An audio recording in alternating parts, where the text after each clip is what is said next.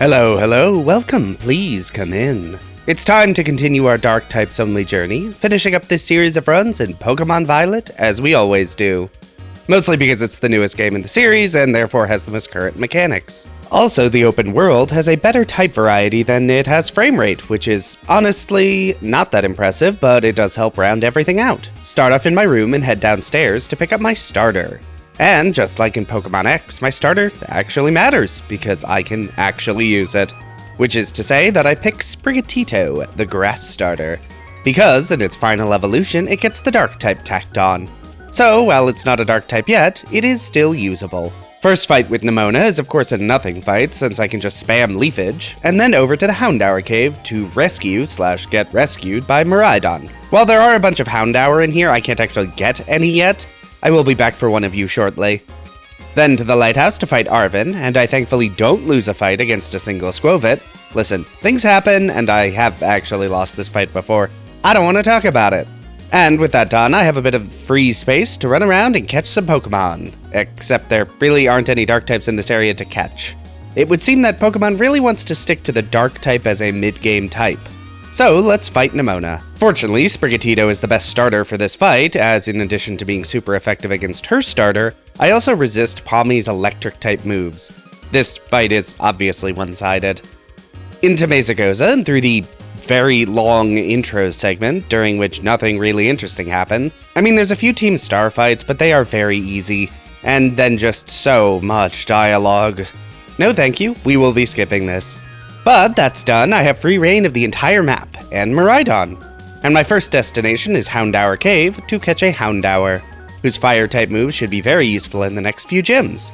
Then out west of Mesagoza to catch my next Pokemon, Maschiff, a pure dark-type dog, and I'm well on my way. And next up is Eevee. Just like in X, I want an Umbreon for that very good defensive bulk. But I'm also hoping the move pool is a little better in this generation, because I ended up ditching the Umbreon right at the end of my X playthrough. I would think it would be. Next Pokemon is Murkrow. It's too high of a level to use in the first gym, but I couldn't find one that was only level 15. One downside of doing a run in Violet is that the Pokemon encounter information available is way less specific than it is in the earlier games. Oh well, gotta make do with what we have. And now I need to grind up to face the first gym.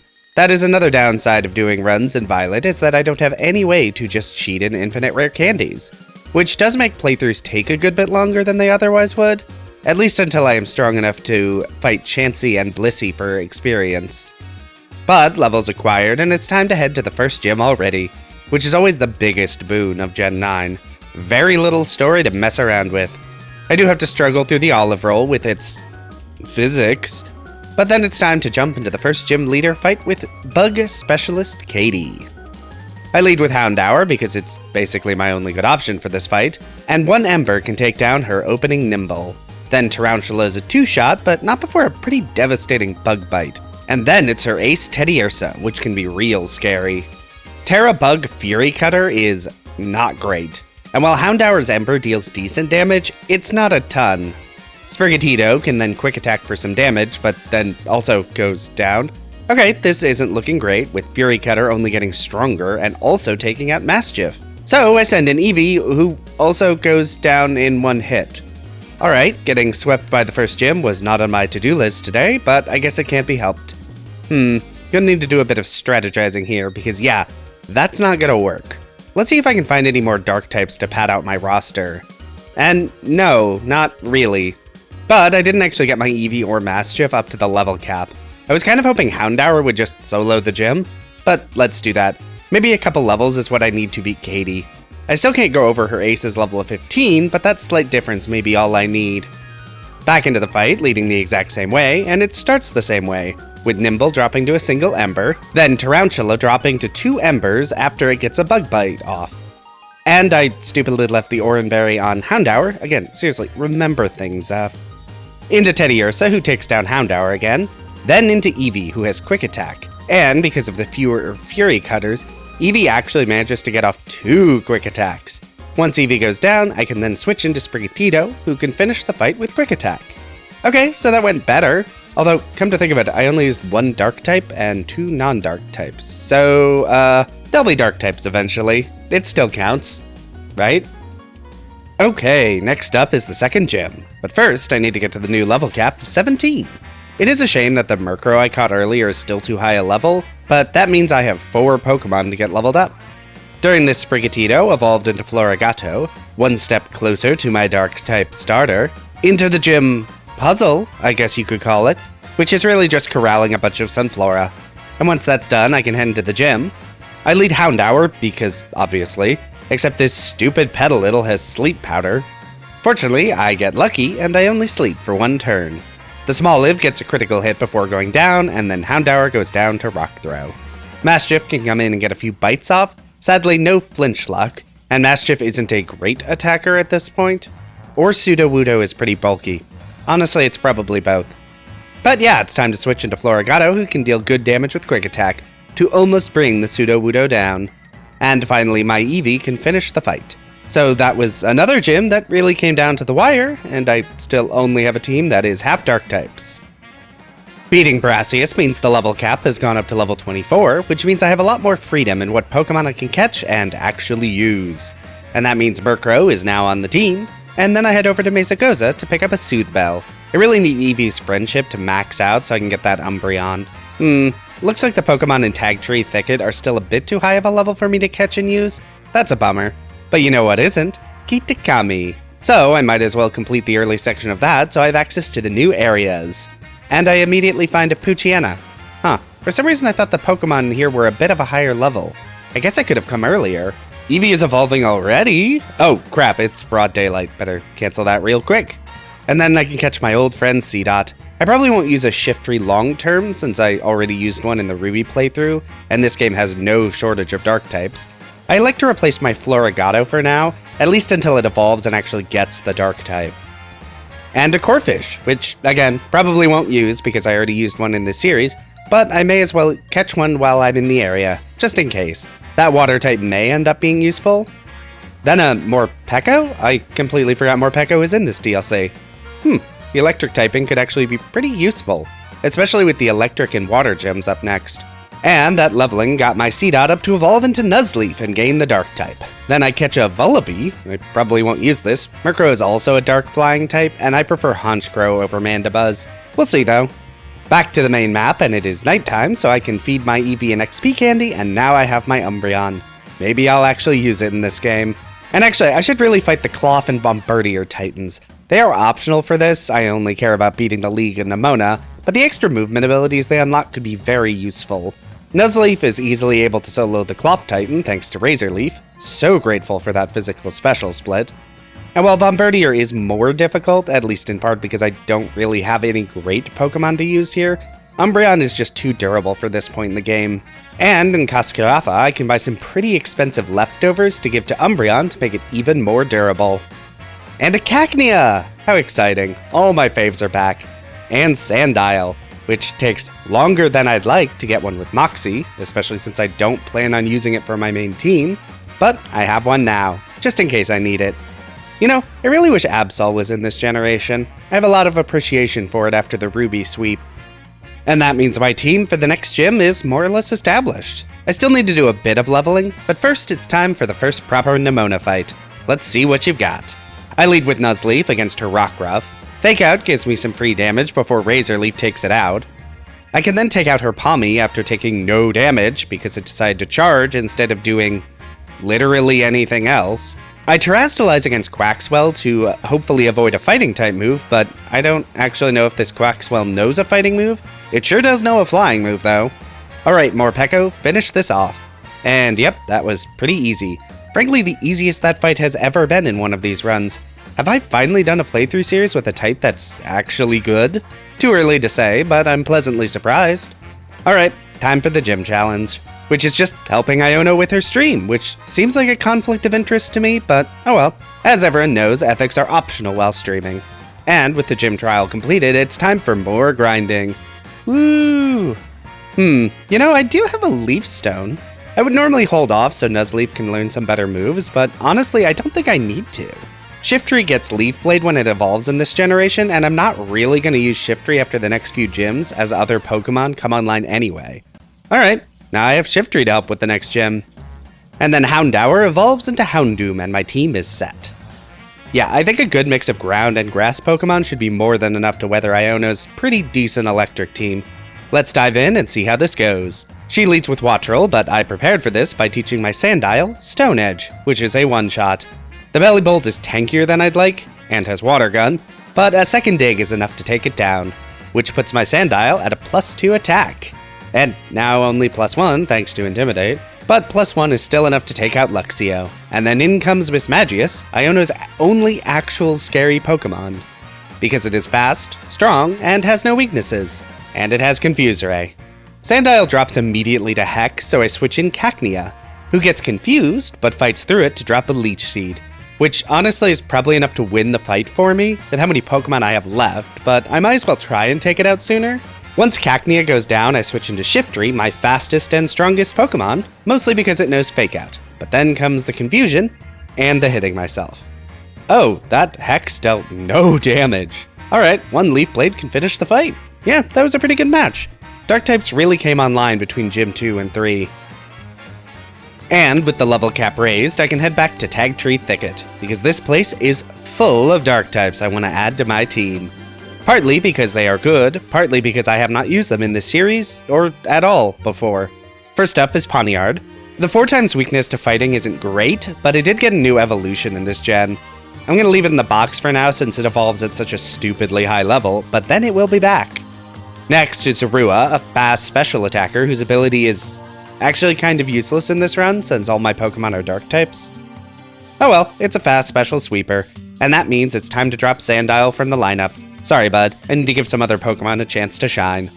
And my final catch for the time being is Impidimp, a fairy Dark type, which is a very good typing to have, especially because it means I will have Pokemon not weak to fairy moves. And that means it's time to drop Houndoom. I'll probably drop Cacnea and Shiftry soon, but for now at least I want them on the team for the Water Gym. Oh, actually, Houndoom, you are back on the team, very briefly, because I want to beat up the Earthworm Titan real quick so I can get better jumping ability. Thank you for that, you may now go back in the box. Time to head over to Cascarafa to start the gym trial. I really should have grabbed the Porto Marinata fast travel point when I was over this way catching Pokemon in the desert. Anyway, I can beat up Kofa's assistant easily enough and then bid on these rare ingredients using his money. Which means the path to the gym is open, but I need to do some leveling up to the cap.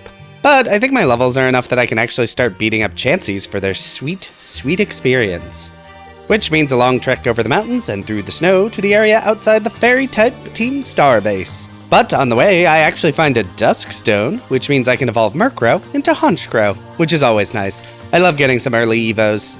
Okay, now it's time to fight Kofu. Let's see how this goes. He leads with Veluza, I lead with Shiftry, get some free damage with Fake Out, and then Leaf Blade to finish it off. Next up is Wugtrio. I like to use Giga Drain, both to regain some health and to avoid Wugtrio's ability dropping my speed. And it's into Kofu's Ace Crabominable, which drops to a single Leaf Blade. Alright then, that was a sweep, and yeah, I think I was definitely right to evolve Nuzleaf as early as I did. Shiftry would never be as useful as it was in this fight, even if I did decide to keep it on the team. Time for some more leveling in advance of the next gym, and that gets my Zorua to evolve into Zoroark, a considerable stat upgrade. And then Mastiff evolves into Mabosstiff. This team is really coming together, and I can add Florigato back into the party because the new level cap means it finally evolves into Meowscarada and is finally a Dark type. Okay, time to head over to Medali City to complete the next gym trial, which is very easy because Cerebi provides me with the answer to the food puzzle that I can never seem to remember. And that means it's time for everyone's favorite gym leader, Larry. I lead with Meowscarada against the Komala and then immediately U-turn out of there. Then switch out to Honchkrow, who gets off a wing attack before falling asleep. I really hate this Komala. I'm convinced the AI cheats to know when you're going to switch to use Yawn instead of anything else. Komala gets finished off with another U-turn and it's into Umbreon, who is very tanky and can synchronize the paralysis right back at the Dunsparce. Umbreon may be very tanky, but this Dunsparce is pretty strong, and just refuses to lose turns to paralysis. Eventually Umbreon manages to take out the Dunsparce with assurance, and it's into Larry's Ace Staraptor. Umbreon drops immediately, and I switch into Mabosstiff, who gets off a pretty nice Terra-boosted Crunch before also dropping. Then into Meowscarada, who is faster than Staraptor and can finish the fight after barely surviving an Aerial Ace.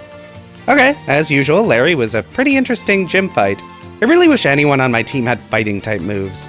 It's a great offensive coverage that I very much lack. But no time to rest, it's Nemona time. She leads with Lycanroc, which does deal some damage with Accelerock before dropping to Flower Trick, into Goomy, and I U-turn out to save Meowscarada for later. Pawniard resists dragon moves and is able to take out the Goomy with Metal Claw, albeit only after losing most of its health. Then into Umbreon to start slowly whittling down the Pomo. Umbreon is paralyzed, but the Pomo just cannot deal any significant damage. All that's left is Quaquaval, which takes out Umbreon immediately with a speed-boosting Aqua Step.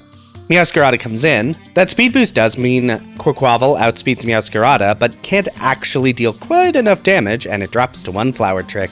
Okay, not a bad attempt, Nemona. You might end up being a bit scary in this run after all. Let's keep this train moving over in Montanevera. This is a Ghost-type gym, so I am shockingly unconcerned. The gym trial itself is a very boring sequence of double battles, not worth talking about. Let's hop into the gym fight itself. I lead with Mabostiff and Honchkrow. Crunch breaks Mimikyu's disguise, and Banette drops to 1 Night Slash. Another Crunch finishes off Mimikyu, and a Night Slash one-shots Greavard. All she has left is her Ace Toxtricity, which takes out Honchkrow immediately with Discharge and paralyzes Mabostiff, but then gets one-shot by Crunch. Yeah, that went exactly as I expected. Very easily. Time to start prepping for Gym 7. First up is to change Zoroark's Terra typing with some Fire Terra Shards I found in Blueberry Academy. Oh, I went to Blueberry Academy at some point. Nothing interesting happened, so I guess I forgot to mention it. Anyway, Terra Fire is a great attacking type and has the added benefit of resisting the Fairy-type moves that Zoroark would normally be weak to. Over to Alfornado, where it's time for another Nemona fight. I again lead with Meowscarada to one-shot her Lycanroc, which thankfully does not use Accelerock this time. Then U-turn out again to save Meowscarada for later. Into Pawniard, which is even worse at tanking Sliggoo's Dragon-type moves than before, but then Zoroark can come in and finish it off with a Shadow Ball.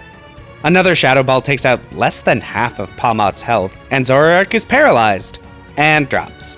Okay, next up I send Meowscarada back in for a Terra-type boosted Flower Trick to finish off Pawmott. And because the Quaquaval didn't get to boost its speed, it is slower and drops to another Flower Trick. Okay, that went better, I think? It certainly didn't go worse. This gym trial is so weird. Anyway, while leveling up for the next gym, Morgrem evolves into Grimmsnarl, so it's finally ready to join the team for the next gym. The Fairy typing is very much going to come in handy. And the next gym leader is Tulip, a Psychic-type trainer, so this should also be not particularly difficult. I lead with Zoroark, who Night Slashes down the Girafarig, then Terra Fire against the Gardevoir to tank a Dazzling Gleam, and finish it off with Shadow Ball. Next is a Espathra, which takes big damage from Shadow Ball, but Zoroark goes down to Psychic. Into Grimmsnarl, I can finish off the Espathra with False Surrender, and it's time for her ace, Florges. Oh, right, Fairy doesn't actually resist Fairy, does it? That's not great. Umbreon, you're up! Okay, that didn't go great. I send in Meowscarada to get a big U-turn hit, and then switch out so something else can get bodied by Moonblast. Then back into Meowscarada to finish the fight with Night Slash. Okay, that was actually more difficult than I expected. Really thought Zoroark could take out more of Tulip's team thanks to the dark moves and the Terra Fire typing, but nope, that did not work. Oh well, gym done. Only one gym to go, and it's the Ice-type gym, which is basically the easiest because Ice is a bad type. One of these days I need to do a series with Ice types. Anyway, I lead with Zoroark, who immediately Terra Fires down the Frostmoth. Then Beartic comes out to also get one-shot by Terra Fire Blast. Next up is Cetitan, who doesn't even take half damage before taking out most of Zoroark's health with Liquidation. Jeez, what is Cetitan's special defense? That's wild. Anyway, Cetitan then finishes off Zoroark with Ice Shard, so I send in Meowscarada to finish the Cetitan with Flower Trick. Last up is Altaria, which takes decent damage from Flower Trick before Hurricane finishes off Meowscarada. So I send in Grimmsnarl, which manages to tank 2 Moonblasts to finish off the Altaria with False Surrender. Because Altaria must have a really bad special attack, or Grimmsnarl is bulkier than I thought. Oh well, that's all the gyms down. All that's left is the Elite Four and Nemona. And while leveling up, Pawniard finally evolves into Bisharp, and then over to beat up some Bisharp so my Bisharp can evolve into King Gambit. And then I run around completing a good number of Terror Raids to get a bunch of XP candies. I'll need these in case I need to level up between the Elite Four members, as the level cap is only going to go up through that gauntlet. And that means it's almost time to face the Elite Four. But first, apparently you can just buy mints at the Chansey Supply Store after 6 gyms, which I did not know, but wish I had for previous runs through this game. But this does let me maximize my natures for each of my Pokemon. And first up in the Elite Four is going to be Ground Specialist Rika. She leads with Whiscash, who goes down to a single Flower Trick.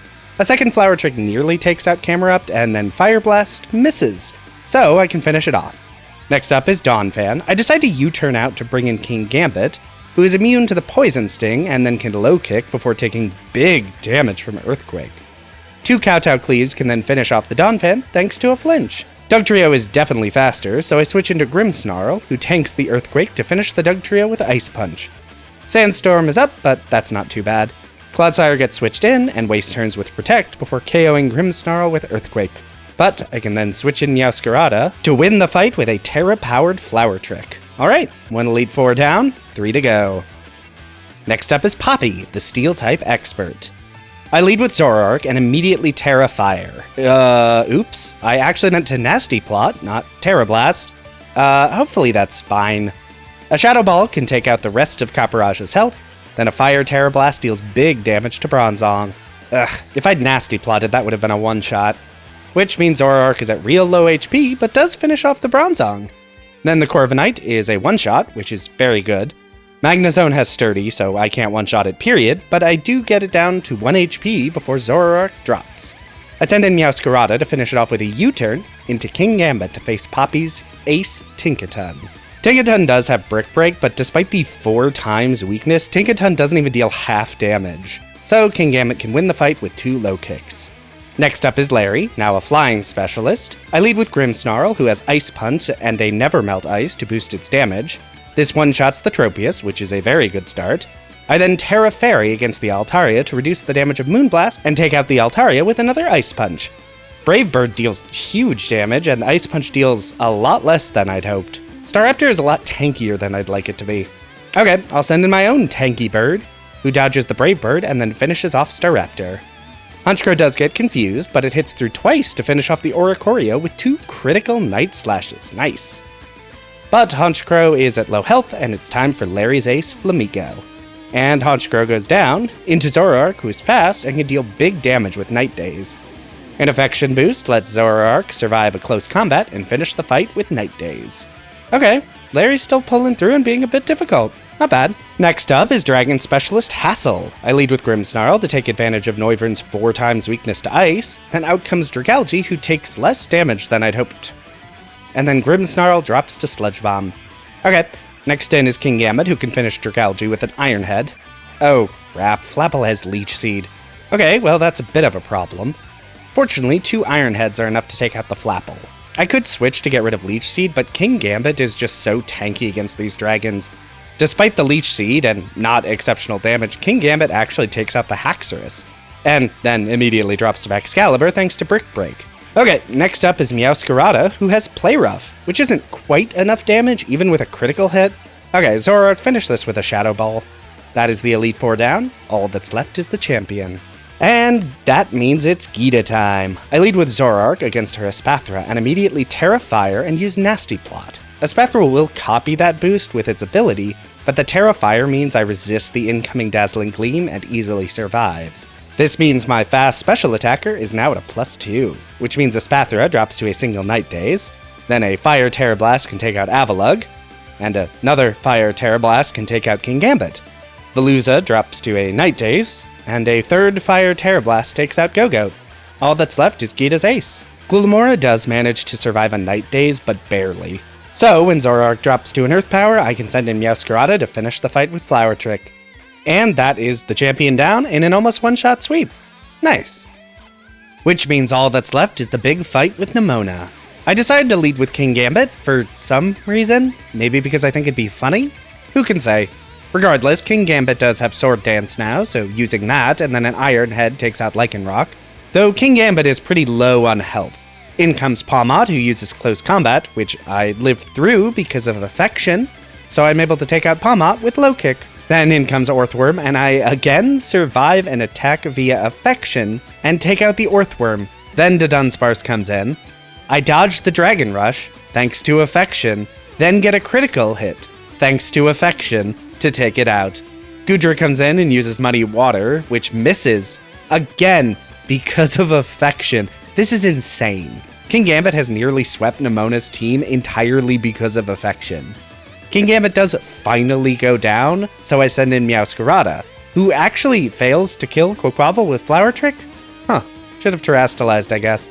And because of the speed boost, Quaquaval actually beats Meowscarada.